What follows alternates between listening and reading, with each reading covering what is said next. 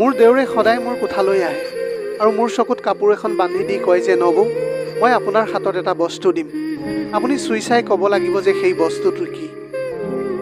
যদিহে আপুনি জিকে তেতিয়াহ'লে আপোনাক মই 500 টকা দিম। সেই বস্তুটো বহুত কোমল আছিল। এদিন যেতিয়া মই চকুৰ কাপোৰখন গুচাই চালোঁ তেতিয়া মই লগে লগে চিঞৰি উঠিছিলোঁ, কাৰণ মোৰ দেউৰেতো মোৰ হাতত। মোৰ নাম ৰশ্মি, মোৰ বয়স প্ৰায় 17 বছৰ আছিল। মোৰ লগত বৰ অদ্ভুত ধৰণৰ ঘটনাবিলাক হৈয়ে আছিল। এদিন ৰাতিৰ কথা আছিল, যেতিয়া দেউতাই মোৰ কোঠাৰ পৰা কোনোবা এজন ল'ৰা ওলাই অহা দেখিলে আৰু দেউতাই এইটোৱে ভাবিলে যে সেয়া মোৰ কোনোবা প্ৰেমিক আছিল। কিন্তু তেনেকুৱা একোৱেই নাছিল। মইতো একেবাৰে শান্তিৰে শুই আছিলোঁ। মই সেইবিলাক একো গমেই পোৱা নাছিলোঁ। সেয়াতো কোনোবাই আমাৰ ঘৰত চুৰ কৰিবলৈহে সোমাইছিল। কিন্তু চোৰে এইটো কথা গম পোৱা নাছিল যে আমাৰ কি বস্তু ক'ত থাকে। সেইকাৰণে চোৰজনে সকলোবিলাক কোঠাত সোমাবলৈ চেষ্টা কৰিছিল। আৰু যেতিয়া চোৰজনে কোঠাত সোমাব নোৱাৰি উভতি গৈছিল তেতিয়া দেউতাই দেখিছিল আৰু চোৰজন তাৰ পৰা পলাই গৈছিল। কিন্তু তাৰ পাছতহে মোৰ বেয়া সময়বিলাক আহি পৰিছিল। দেউতাই মোক পাগলৰ দৰে মাৰিলে আৰু ক'লে যে সেয়া তোৰ কোনোবা প্ৰেমিক আছিল। যদি সি সঁচাকৈ চোৰেই আছিল, চোৰ হোৱা হ'লে সি আমাৰ ঘৰৰ পৰা কিবা বস্তু নিশ্চয় লৈ গ'লহেঁতেন। আৰু তাৰ পিছদিনাই মোৰ বিয়াৰ বন্দোবস্ত কৰিলে। মোৰ মায়ে তেতিয়া দেউতাক ক'লে যে কিয় কথাটো ভালকৈ নজনাকৈ ছোৱালীজনীৰ পিছত লাগি আছে। এতিয়া তাইৰ বয়সনো কিমান হৈছে? আমাৰ সমাজত কম বয়সত ল'ৰা ছোৱালীবিলাকক বিয়া পাতি দিয়া নহয়। কিন্তু মোৰ দেউতাৰ কথাটো আছিল যে এনেকুৱা যে মই নিজেই সেই ল'ৰাজনক তাইৰ কোঠাৰ পৰা ওলাই অহা দেখিছোঁ। দেউতাই এতিয়া কৈছিল যে মোৰ সমাজত এটা সন্মান আছে। তাই মোক সমাজত মুখ উলিয়াব নোৱাৰা কৰাৰ আগতে তাইক মই এই ঘৰখনৰ পৰা উলিয়াই দিম। দেউতাই এতিয়া এনেকুৱা ধৰণৰ কথাবিলাক কৈ আছিল, যিবিলাক কথা আজিলৈকে মই তেওঁৰ মুখৰ পৰা কেতিয়াও শুনা নাছিলোঁ। মোৰ দেউতাৰ বিশ্বাস আছিল যে তাৰ বাবে মই দোষী। মই সেই ল'ৰাজনক ঘৰলৈ মাতিছিলোঁ। সেইজন ব্যক্তি যোনেই আছিল, মোৰ জীৱনটো বৰবাদ কৰিবলৈ তেওঁ যথেষ্ট আছিল। এতিয়া যদিহে মোৰ কাৰোবাৰ লগত সম্পৰ্ক থাকিলেহেঁতেন তেনেহ'লে মই ঘৰলৈ কিয় মাতিলোহেঁতেন তেওঁক? দেউতাই এতিয়া কথাবিলাক বেছিকৈ চিন্তা কৰি নাচালে আৰু সোনকালেই মোক এজন ল'ৰাৰ লগত বিয়া পাতি দিলে। স্বামীৰ ঘৰখনত স্বামীৰ বাদে এগৰাকী শাহু, এজন দেওৰ আৰু এজনী ননদ আছিল। তেওঁলোক আমাতকৈ বহুত দুখীয়া আৰু অশিক্ষিত আছিল। তেওঁলোকৰ বিষয়ে মই আগতীয়াকৈ গম পাই গৈছিলোঁ, কাৰণ তেওঁলোকৰ ঘৰৰ সন্মুখতে মোৰ এগৰাকী বান্ধৱী থাকিছিল। তেওঁ কৈছিল যে তেওঁলোক বৰ অদ্ভুত ধৰণৰ মানুহ। দিনটোৰ প্ৰায় সকলো সময়তে তেওঁলোকৰ ঘৰৰ পৰা গান বজোৱাৰ শব্দ ভাহি আহি থাকে। সেইটো অঞ্চলত কাৰোবাৰ ঘৰত যদি বিয়া হয়, তোমাৰ হ'বলগীয়া শাহুৱে বিয়া ঘৰলৈ যায় আৰু তাত বৰ অশালীন কাপোৰ পিন্ধি তেওঁ নাচিবলৈ ধৰে। তেওঁ তেতিয়া কাৰোৰে কথা একো চিন্তা নকৰে। পুতেকৰ মাকক লৈ একো চিন্তা নাই আৰু মাকৰো পুতেকক লৈ একো চিন্তা নাই। আৰু তাৰ ভনীয়েকজনীয়েতো অঞ্চলৰ গোটেই ল'ৰাবিলাককে ফচাই ৰাখিছে। তুমি তেনেকুৱা লেতেৰা পৰিয়াল এটালৈ গ'লে তোমাৰ জীৱনটো ধ্বংস হৈ যাব। মই তেতিয়া তাইক কৈছিলোঁ যে মইনো কি কৰিব পাৰোঁ। জীৱনটো মোৰ আগতেই বৰবাদ হৈ গৈছে। মোৰ দেউতাই মোক জন্তুৰ দৰে মাৰিছিল। ঘৰত বেলেগকৈ একো কথাই হোৱা নাই। মোৰ মায়েও দেউতাক কৈ কৈ ভাগৰি পৰিছিল। কিন্তু দেউতাই মোক সেই ল'ৰাজনলৈহে বিয়া দিলে। ল'ৰাজনৰ নাম নীতিন। মোৰ স্বামীৰ ব্যৱহাৰ মোৰ লগত ভালেই আছিল। আমাৰ পৰিয়ালৰ মানুহে কৈছিলে যে বিয়া সাধাৰণভাৱে হ'ব। তেওঁলোকেও কথাটো শুনি ভালেই পালে, কাৰণ তেওঁলোকে বেছি খৰচ কৰিব বিচৰা নাছিল। সেইকাৰণেহে তেনেকৈ বিয়াখন হৈ গ'ল। আমাৰ ঘৰত ডাঙৰকৈ আনুষ্ঠানিকভাৱে বিয়া নহ'ল। 3জন ককাই ভাইৰ মাজত মই একমাত্ৰ ভনীয়েক আছিলোঁ। কিন্তু মোৰ বিয়া এনেকৈ পাতিছিল যেন কাৰোবাৰ মৃত সকামহে।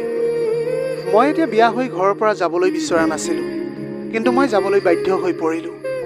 যেতিয়া মই বিয়া হৈ আহি নিজৰ কোঠাত বহি স্বামীলৈ অপেক্ষা কৰি আছিলোঁ, তেতিয়াই তাত এটা অদ্ভুত ধৰণৰ কাণ্ড হ'ল। মোৰ স্বামীৰ ঠাইত মোৰ দেওৰ কোঠালৈ আহিছিল। মই ক'লোঁ যে তুমি ইয়ালৈ কিয় আহিছা? তেওঁ ক'লে যে আপুনি একেবাৰে চিন্তা নকৰিব। আচলতে আপোনাৰ বিয়াখন মোৰ দাদাৰ লগতেই হৈছে। মই ইয়াতে শুবলৈহে আহিছোঁ। মই তেতিয়া আচৰিত হৈ গ'লোঁ যে আচলতে তেওঁ ইয়াত শুবলৈ কিয় আহিছে। মই ক'লোঁ যে তুমি এইবিলাক কেনেকুৱা ধৰণৰ কথা কৈ আছা? তেতিয়া তেওঁ মোৰ কথাটো শুনি হাঁহিবলৈ ধৰিলে আৰু তেওঁ ক'লে যে মই ধেমালিহে কৰিছোঁ। মইনো ইয়াতে শুবলৈ কিয় আহিম? মোৰ তেনেকুৱা একো বস্তু চোৱাৰ চখ নাই। মই আচৰিত হৈছিলোঁ যে এই ল'ৰাজনে কেনেকুৱা কথাবিলাক পাতিবলৈ ধৰিছে। তাৰপিছত সি ক'লে যে মই আপোনাক এইটোহে ক'বলৈ আহিছিলোঁ যে দাদা তেওঁৰ লগৰ কেইজনমানৰ লগত বহি আছে। 2 ঘণ্টামান পিছতহে আহিব। এতিয়া আপুনি শুবলৈ বিচাৰে যদি শুই যাওক, আৰু যদি শুব নিবিচাৰে তেতিয়াহ'লে মই আপোনাৰ লগত 2 ঘণ্টামান বহি দিওঁ। মই তেতিয়া লগে লগে ক'লোঁ যে মোৰ টোপনি ধৰিছে, কিন্তু আচলতে মোৰ একেবাৰে টোপনি ধৰা নাছিল। কিন্তু মই মিছা মাতিছিলোঁ, কাৰণ মই বিচৰা নাছিলোঁ যে কোনোবাই মোৰ কোঠাত 2 ঘণ্টা ধৰি বহি থাকক। সি তেতিয়া ক'লে যে আপুনি মোৰ লগত 2 ঘণ্টা বহক না, মোৰ আপোনাৰ লগত বহুত কথা পাতিবলৈ আছে। এজনেই দাদা আমাৰ, আৰু নবৌ দেওৰৰ সম্বন্ধ বহুত পবিত্ৰ হয়। মই তেতিয়া মনতে ভাবিলোঁ যে নবৌৱেক আৰু দেওৰৰ সম্বন্ধ জুই আৰু পানীৰ দৰেহে হয়। কিন্তু এই বুৰ্বকটোক কেনেকৈ বুজাওঁ? মই ক'লোঁ যে মোৰ টোপনি ধৰিছে, আৰু মই টোপনি ধৰাৰ অভিনয় কৰিবলৈ ধৰিলোঁ। তেতিয়া সি তাৰ পৰা গুচি গ'ল। তেতিয়াহে মই শান্তিৰে এটা উশাহ ল'লোঁ। মই ভাবিছিলোঁ যে মোৰ বান্ধৱীয়ে কৈছিলে যে এই পৰিয়ালত কোনো এজন সদস্যৰ সাধাৰণ জ্ঞানখিনিও নাই। আচলতে এইখিনি কথা ক'বলৈ ননদজনীও আহিবলৈ পাৰিলেহেঁতেন। মোৰ স্বামী 2 ঘণ্টাৰ পিছত আহিলে। মোৰ টোপনি ধৰা নাছিল। মোৰ স্বামীৰ মুডটো ভালেই আছিল। ভালেই মানে যেনেকুৱা হ'ব লাগিছিল তেনেকুৱাই আছিল। মোৰ ভাগ্য ভাল আছিল যে তেওঁৰ আচৰণ বেয়া নাছিল। মই এতিয়া তেওঁৰ পত্নী আছিলোঁ। তেওঁৰ লগত মোৰ কোনো প্ৰেম বিবাহ নাছিল। মোৰ বিয়াৰ পিছৰ জীৱন এনেকৈ আৰম্ভ হৈ গৈছিল, যেনেকৈ প্ৰায়ভাগ ছোৱালীৰে হয়। ঘৰখনৰ মানুহবিলাক সঁচাকৈ নীলাজৰ দৰে আছিল। ঘৰখনত কাৰোৰে মনত ভক্তি ভাৱ নাই। কোনেও ৰাতিপুৱা সন্ধিয়া ঘৰখনত ধূপ চাকি নজ্বলাইছিল, আৰু সাজ পোছাকো বৰ অদ্ভুত ধৰণৰ পিন্ধিছিল। মোৰ ননদজনীয়ে বৰ অশালীন সাজ পোছাক পিন্ধি ৰাতিপুৱাই বান্ধৱীৰ ঘৰলৈ যাওঁ বুলি কৈ ওলাই গৈছিল। ঘৰৰ সকলো কাম মোৰ ওপৰতে জাপি দিছিল। মোৰ শাহুৱে গোটেই দিনটো বহি বহি মোবাইলত নাচবিলাক চাই আছিল, আৰু কেতিয়াবা ক'ৰবালৈ একো নোকোৱাকৈ ওলাই গুচি গৈছিল। ঘৰখনত কোনোবাই কেতিয়াবা টিভি চালেও ফুল ভলিউমত চাইছিল। এদিন মোৰ দেওৰ মোৰ ওচৰলৈ আহিলে, আৰু মোক ক'লে যে নবৌ আপুনি চকুটো বন্ধ কৰক। আপোনাক মই বস্তু এটা চুবলৈ দিম। আপুনি ক'ব লাগিব যে বস্তুটো কি। যদি আপুনি সঠিককৈ ক'বলৈ পাৰে তেন্তে মই আপোনাক 500 টকা দিম। মই ক'লোঁ যে মই তেনেকুৱা একো খেল খেলিবলৈ নিবিচাৰোঁ, আৰু তেনেকৈ কৈ মই তাক তাৰ পৰা পঠিয়াই দিলোঁ। কেইদিনমানৰ পিছতে এনেকুৱা হ'ল যে মোৰ স্বামীয়ে মোক হাত খৰচ একেবাৰে নিদিয়া হ'ল। তেওঁ ক'লে যে মই তোমাক হাত খৰচ দিবলৈ নোৱাৰোঁ। তোমাৰ লাগতিয়াল বস্তুবিলাক এতিয়া ঘৰতে পাবা। চাহ ভাত ঘৰত সকলোৰে কাৰণে বনাই একেলগে খাবা। টিভিও একেলগে বহি চাবা, আৰু মোবাইলত প্ৰতিমাহে ৰিচাৰ্জ কৰাৰ কোনো দৰকাৰ নাই। বাকী তোমাৰ সাজ পোছাকো নতুন হৈয়ে আছে। বিয়াত উপহাৰ পোৱা সাজ পোছাকবিলাক পিন্ধিবা, আৰু ঠাণ্ডা দিনত পিন্ধা কাপোৰ যদি প্ৰয়োজন হয় তেনেহ'লে মাক কৈ দিবা, মায়ে চিলাই দিব। মোৰ প্ৰথমতে তেওঁৰ কথাবিলাক ঠিকেই লাগিছিল, কিন্তু স্বামীয়ে পত্নীক খৰচ নিদিয়াটো বৰ ভাল কথা নহয়। সেয়া তেওঁৰ দায়িত্ব হ'ব লাগিছিল। কিন্তু বিয়াৰ কেইদিনমান পিছতে তেওঁ মোক এনেকুৱা কথাবিলাক কৈছিল। এয়া কোনো ভাল কথা নাছিল। মই তেওঁৰ কথাত প্ৰতিবাদ কৰিব পাৰিলোহেঁতেন। মই তেওঁক মোৰ নিয়ন্ত্ৰণত ৰাখিব লাগিছিল, কিন্তু মই তেনেকুৱা একো কৰিব নোৱাৰিলোঁ। এইবিলাক কথা শুনাৰ পিছত মই একেবাৰে নীৰৱ হৈ ৰৈছিলোঁ। যেতিয়া মোৰ দেওৰ মোৰ ওচৰলৈ আহিছিল তেতিয়া মই ভাবিলোঁ যে 500 টকা উপাৰ্জন কৰাৰ সুযোগটোনো কিয় হেৰুৱাওঁ। মই ক'লোঁ যে কোৱা কি কৰিব লাগে। এনেতো তাৰ আচৰণ সৰু ল'ৰাৰ দৰেই আছিল। মই ভাবিছিলোঁ যে সি নিশ্চয় মোক সৰু ল'ৰাই খেলা খেল খেলিবলৈ দিব। তেওঁ ক'লে যে মই আপোনাৰ চকুত কাপোৰ বান্ধি দিম, আৰু আপোনাৰ হাতত এটা বস্তু চুবলৈ দিম। আপুনি মোক ক'ব লাগিব যে সেই বস্তুটো কি। তেতিয়া মই ক'লোঁ যে হ'ব ঠিক আছে। তেওঁ মোৰ চকুত কাপোৰ এখন বান্ধি দিলে। তাৰপিছত ক'লে যে হাতখন আগুৱাই দিয়ক। তাৰপিছত সি ক'লে যে নবৌ, যদি আপুনি ক'ব নোৱাৰে তেনেহ'লে আপুনি মোক পইচা দিব লাগিব। মই তাক এই কথাটো কোৱা নাছিলোঁ যে আচলতে মোৰ ওচৰত এটকাও নাই। মই ভাবিছিলোঁ যে কিনো বস্তু, মই চুই চাই কৈ দিবলৈ পাৰিম। এতিয়া সি মোৰ চকুত কাপোৰ বান্ধি মোৰ হাতত বস্তুটো দিলে। যেতিয়া মই সেই বস্তুটো চুই চালোঁ তেতিয়া মোৰ বৰ অদ্ভুত যেন লাগিবলৈ ধৰিছিল। বস্তুটো বহুত কোমল আছিলে, কিন্তু মই বুজিব পৰা নাছিলোঁ সেই বস্তুটো কি আছিল। সি মোক বাৰে বাৰে সুধি আছিল যে কওক কওক নবৌ, বস্তুটো কি। মই ক'লোঁ যে মই নাজানো। মই তেতিয়া ক'লোঁ যে মই হাৰি গ'লোঁ বাৰু। মই মোৰ চকুৰ পৰা কাপোৰখন গুচালোঁ। তেতিয়া তাত একোৱেই নাছিল। মই সুধিলোঁ যে কি বস্তু আছিল। তেতিয়া সি ক'লে যে মই আপোনাক ক'ব নোৱাৰোঁ। কিন্তু এতিয়া যিহেতু খেলখনত আপুনি হাৰিলে, সেয়েহে আপুনি মোক 500 টকা দিব লাগিব। মই ক'লোঁ যে মোৰ ওচৰত পইচাই নাই। তেতিয়া সি ক'লে যে ঠিক আছে বাৰু, একো কথা নাই। যেতিয়া আপুনি পইচা পাব তেতিয়া মোক দিব। মই ক'লোঁ যে ঠিক আছে বাৰু। কিন্তু মোৰ মনটো এই কথাটোত বৰ দুখী হৈ পৰিছিল যে মই এতিয়াও বুজিব পৰা নাছিলোঁ যে বস্তুটো কি আছিল। এনেকৈ এদিন দেউৰজন আকৌ মোৰ ওচৰলৈ আহিল আৰু সি ক'লে যে নবৌ, যদি আপুনি আজি জিকে তেনেহ'লে মোক আপুনি আগৰ পইচাটো দিব নালাগে, আৰু যদিহে আপুনি হাৰে তেনেহ'লে আপুনি মোক 1000 টকা দিব লাগিব। মই তেতিয়া ক'লোঁ যে ঠিক আছে, মই আকৌ এবাৰ চেষ্টা কৰি চাওঁ। সি আকৌ মোৰ চকুত কাপোৰ বান্ধি দিলে আৰু মোৰ হাতত সেই বস্তুটো দিলে। কিন্তু আজি বস্তুটো অলপ তিতি আছিল। মই বহুত দেৰিলৈকে হাতত লৈ থাকিলোঁ, কিন্তু মই তাৰ পিছতো ক'ব নোৱাৰিলোঁ যে আচলতে বস্তুটো কি আছিল। মই ক'লোঁ যে আজিও মই হাৰি গ'লোঁ। সি তেতিয়া ক'লে যে নবৌ, আজিও আপুনি হাৰিলে, সেয়েহে আপুনি মোক 1000 টকা দিব লাগিব। মই ক'লোঁ যে মোৰ হাতত এতিয়াও এটকাও পইচা নাই। তেতিয়া সি ক'লে যে দাদাই আপোনাক পইচা নিদিয়ে নেকি? মই ক'লোঁ যে তোমাৰ দাদাই মোক পইচা নিদিয়ে। তেওঁ ক'লে যে ঠিক আছে বাৰু, একো কথা নাই, কিন্তু এতিয়া মই আপোনাৰ পৰা 1000 টকা পাবলৈ আছে, মনত ৰাখিব আপুনি। তাৰপিছত মই ভাবি ল'লোঁ যে এই খেলটো তাৰ লগত আৰু মই কেতিয়াও নেখেলোঁ, আৰু যদি মই কেতিয়াবা পইচা পাওঁ তেতিয়া মই তেওঁৰ সেই পইচাটো দি দিম। কিন্তু এতিয়াতো মোৰ ওচৰত 1000 টকা দূৰৰেই কথা, এটকাও মোৰ ওচৰত নাছিল। এতিয়া মোৰ খং বহুত উঠিবলৈ ধৰিছিল যে মই দুবাৰ চেষ্টা কৰাৰ পিছতো জিকিবলৈ নোৱাৰিলোঁ। আজি যদি মই জিকিব পাৰিলোঁ হয় তেনেহ'লে 1000 টকাৰে মোৰ কিবা এটা বস্তু ল'বলৈ পাৰিলোঁহেঁতেন। মই মাৰ ঘৰলৈ যাবলগীয়া হ'লেও খালী হাতেৰে যাবলগীয়া হৈছিল। এইবিলাক কথা ভাবি এতিয়া মোৰ বহুত দুখ লাগিছিল। মই বিচাৰিছিলোঁ যে মই মোৰ মাৰ ঘৰলৈ গ'লে কিবা এটা বস্তু লৈ যাবলৈ পাৰিম। মোৰ ভাইজন বহুত সৰু আছিল, সি এতিয়াও স্কুলতে পঢ়ি আছিল। সিও চাগে মনতে ভাবে যে বাইদেউ আমাৰ ঘৰলৈ আহিছে, মোৰ কাৰণে নিশ্চয় কিবা এটা খোৱা বস্তু লৈ আনিছে। দেউতাইতো মোৰ ফালে চোৱাও নাছিল। মায়ে তেতিয়া কৈছিল যে মোৰ তোমাৰ ওপৰত সম্পূৰ্ণ বিশ্বাস আছে, কিন্তু পুৰুষবিলাক এনেকুৱাই হয়, তুমি কেতিয়াও কোনো পুৰুষক বিশ্বাস নকৰিবা। মই তেতিয়া মাক ক'লোঁ যে কি মা, নিজৰ স্বামীকো বিশ্বাস কৰিব নালাগে নেকি? মোৰ মায়ে ক'লে যে নিজৰ স্বামীকো নালাগে, কাৰণ তেওঁ এজন পুৰুষেই হয়। নাৰীয়ে যদি কোনো পুৰুষক বিশ্বাস কৰে তেন্তে তাই পাগলী হ'বলগীয়া হয়, আৰু যদিহে তেওঁ পুৰুষৰ প্ৰেমক বিশ্বাস কৰি সকলো সঁপি দিয়ে তেতিয়া তাই নিজেই ধ্বংস হ'বলগীয়া হয়। এনেকৈ দিনবিলাক বাগৰিছিল। এদিন মই মোৰ ননদৰ লগত কথা পাতি আছিলোঁ, তেনেতে মোৰ দেউৰজন আহিছিল। তেতিয়া মই তাক ক'লোঁ যে যিটো খেল তুমি মোৰ লগত খেলিছিলা সেই খেলটো আজি তুমি তোমাৰ ভনীৰ লগতো খেলাচোন, তেওঁৰ লগতো বাজি লগোৱাচোন, হয়তো তোমাৰ ননদে জিকি যাবও পাৰে। মোৰ ননদে মোক সুধিলে যে কি বাজি লগাব কৈছেনো নবৌ, আপুনি এতিয়া কি খেলৰ কথা কৈছেনো, ময়ো খেলিবলৈ বিচাৰোঁ। মই তাইক ক'লোঁ যে যদি তুমি জিকিব পাৰা তেনেহ'লে তুমি 500 টকা পাবা। তাই ক'লে যে মই খেলিম নিশ্চয়।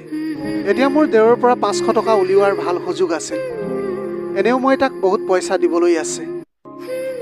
তেতিয়া সি ক'লে যে নাই নাই, সেই খেল মই তাইৰ লগত খেলিবলৈ নোৱাৰোঁ।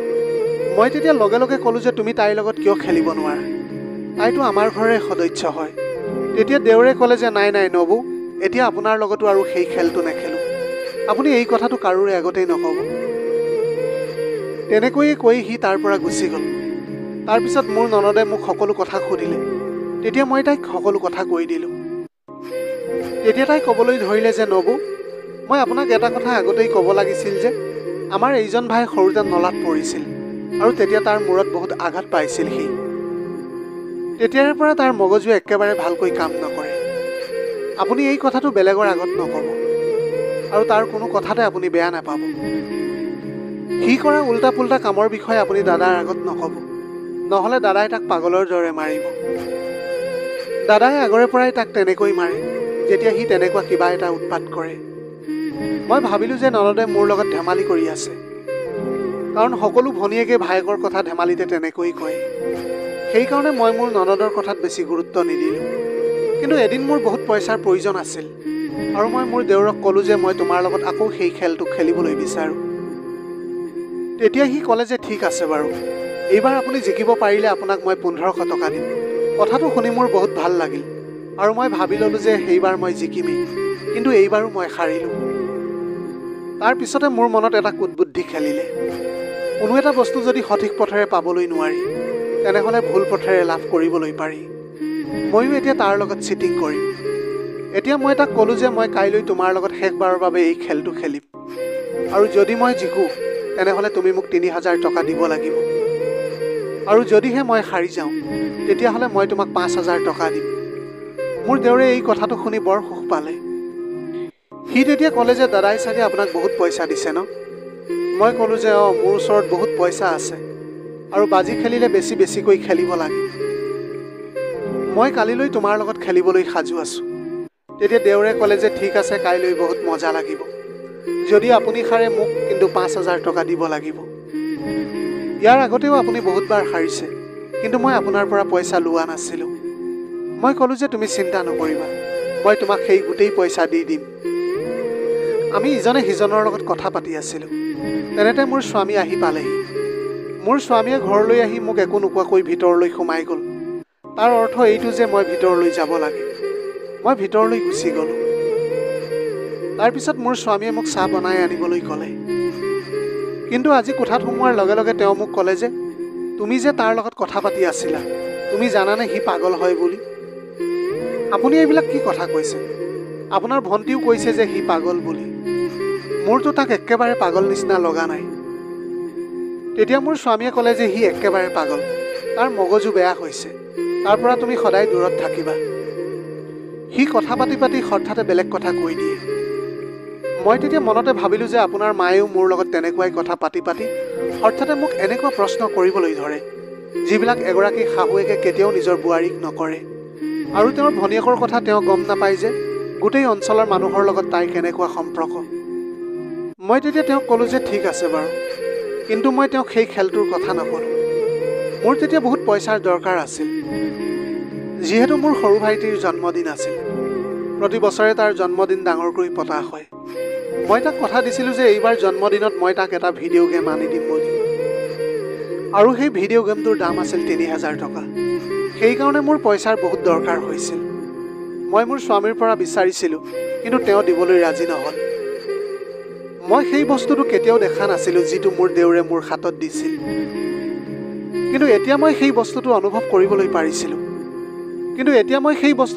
কৰি তাৰ বিষয়ে ভাবি আছিলোঁ যে সেয়া বৰ কোমল আছিল আৰু তাৰ ওপৰত বহুত চুলিৰ দৰেও আছিল। এতিয়া মই ভাবি আছিলোঁ যে এনেকুৱা কি বস্তু হ'ব পাৰে বুলি। যেতিয়া মই মোৰ চকুৰ পৰা কাপোৰখন গুচাই দিলোঁ, তেতিয়া সেই বস্তুটো মোৰ সন্মুখৰ পৰা হঠাৎ নোহোৱা হৈ গৈছিল। এইবাৰ মই মোৰ লগত এখন কাপোৰ লৈ গৈছিলোঁ। যেতিয়া দেউৰে মোৰ চকুত কাপোৰ বান্ধিবলৈ ল'লে, তেতিয়া মই ক'লোঁ যে এইখন কাপোৰেৰে মোৰ চকুকেইটা বান্ধি দিয়ে। মোৰ কথাটো তেতিয়া দেউৰে মান্তি হৈ গৈছিল। কাপোৰখন বহুত পাতল আছিল আৰু মই সকলোবিলাক ভালকৈ দেখিবলৈ পাৰিছিলোঁ। তাৰপিছত সি মোৰ হাতত সেই বস্তুটো দিলে আৰু লগে লগে মই বহুত বেয়াকৈ চিঞৰি উঠিলোঁ আৰু মই তৎক্ষণাত নিজৰ হাতখন পিছুৱাই আনিলোঁ। মই মোৰ চকুৰ পৰা কাপোৰখন গুচালোঁ আৰু মই তাক ক'লোঁ যে তুমি লাজ নোপোৱা নে এনেকুৱা কাম কৰিবলৈ? সি ক'লে যে মই সেয়া ধৰি আনিছোঁ। মই ক'লোঁ যে সেয়া বিষাক্ত, মানুহক কামোৰে। তেতিয়া সি ক'লে যে নাই, সি নাকামোৰে, সি মোৰ বন্ধু হয়। মই আচৰিত হৈ পৰিছিলোঁ সিটো সঁচাকৈ পাগল হয় বুলি। এতিয়া মোৰ চিঞৰ শুনি মোৰ স্বামী দৌৰি আহিল আৰু তাৰ পিছে পিছে মোৰ শাহু আৰু ননদো আহি পালেহি। তেওঁলোক সকলোৱে সেই দৃশ্যটো দেখিলে। মোৰ শাহুমাই মোৰ দেউৰক এটা চৰ মাৰিলে আৰু ক'লে যে যা ইয়াৰ পৰা, ইয়াক য'ৰ পৰা আনিছ তাত থৈ আহ, তোক কামুৰিলে তই মৰি যাবি। মোক এতিয়া সেই কোঠাটোৰ পৰা বাহিৰলৈ অনা হ'ল। মই তেওঁলোকক সকলো কথা কৈ দিলোঁ। তেতিয়া তেওঁলোকে ক'লে যে আমিতো তোমাক আগতেই কৈছিলোঁ সি পাগল হয় বুলি। আমি কিবা তোমাক ধেমালি কৰা বুলি তুমি ভাবি আছিলা। সঁচাকৈ মোৰো এতিয়াহে বিশ্বাস হ'ল যে সি সঁচাকৈ পাগল। এনেকুৱা এটা কাম কোনো পাগলেহে কৰিবলৈ পাৰে। তাৰপিছত মোৰ স্বামীয়ে গোটেই ঘটনাটো ক'লে যে তাৰ এবাৰ বহুত জ্বৰ উঠিছিল। তাৰ পিছৰে পৰাই সি এনেকুৱা অদ্ভুত ধৰণৰ কামবিলাক কৰি থাকে, আচৰিত ধৰণৰ কথাবিলাক কয় আৰু কেতিয়াবা কেতিয়াবা বহুত লেতেৰা গালিও পাৰিবলৈ ধৰে। সেইকাৰণে আমিও তাৰ লগত বেছি কথা নকওঁ আৰু তাক তাৰ মতে থাকিবলৈ দিওঁ। সি কোনো পঢ়া শুনাও নকৰিলে আৰু জন্তুবিলাকৰ লগততো তাৰ অলপ বেছিয়েই বন্ধুত্ব। কেতিয়াবা কেতিয়াবা কোনো জন্তু ধৰি লৈ সি ঘৰলৈ আনে আৰু কেতিয়াবা কোনো জন্তুৰ পোৱালি ধৰি লৈ আনে। সি এটা নেউলৰ পোৱালি লৈ আহি মোৰ হাতত দিছিল আৰু মোৰ লগত চৰ্ত লগাইছিল। যেতিয়া মই মোৰ কোঠালৈ আহিলোঁ, তেতিয়া মই মোৰ স্বামীক ক'লোঁ যে মোৰ বহুত পইচাৰ প্ৰয়োজন হৈছে। তেতিয়া তেওঁ মোক কৈছিল যে মই তোমাক হাত খৰচ নিদিওঁ বুলি কৈছিলোঁ। তাৰ মানে এইটো নহয় যে তোমাৰ বহুত প্ৰয়োজন হ'লেও মোক নক'বা তুমি। যিহেতু তুমি মোৰ পত্নী হয়, তুমি সদায় সেইবিলাক কথা মোকেই ক'ব লাগিব। তেতিয়া মই মোৰ স্বামীৰ ওচৰত ক্ষমা খুজিছিলোঁ। তেওঁ তেতিয়া মোক সিমানখিনি পইচা দিলে, যিমানখিনি পইচাৰ পৰা মই মোৰ ভাইটিলৈ এটা ভিডিঅ' গেম কিনি আনিবলৈ পাৰিছিলোঁ। আৰু তাৰ পিছৰে পৰা মই মোৰ দেউৰৰ পৰা সদায় দূৰে দূৰে থাকিছিলোঁ। সি এটা সঁচাকৈ পাগল ব্যক্তি আছিল। প্ৰিয় দৰ্শক, এয়াই আছিল আজিৰ কাহিনীৰ ভাগ। আজিৰ ভিডিঅ'টি কেনেকুৱা লাগিলে জনাব। যদি ভাল লাগিল তেনেহ'লে লগৰ বন্ধু বান্ধৱীসকলৰ মাজত শ্বেয়াৰ কৰিবলৈ নাপাহৰিব। আপোনালোকৰ গোটেই জীৱনটো হাঁহিৰে উপচি পৰক। পাৰিলে দুখীয়াজনক অলপ সহায় কৰিবলৈ চেষ্টা কৰিব। আপোনালোকৰ অকণমান সঁহাৰিয়ে যদি কোনোবা এজন দুখীয়াৰ জীৱনটো সলনি কৰিবলৈ পাৰে, তাতকৈ পুণ্যৰ কাম আৰু এই পৃথিৱীত একোৱেই হ'ব নোৱাৰে। Have a nice day.